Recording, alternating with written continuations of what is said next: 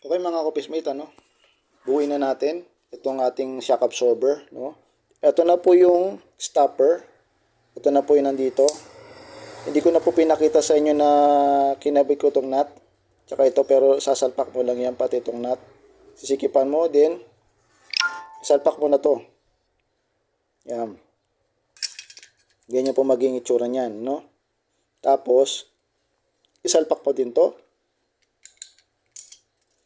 Then, ikutin mo to. Itong ulo.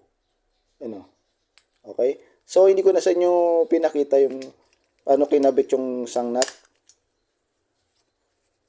Ikutin na po natin muna. At sisikipan ko po yan mamaya. Ganyan po ang pagbuo niyan. Yan.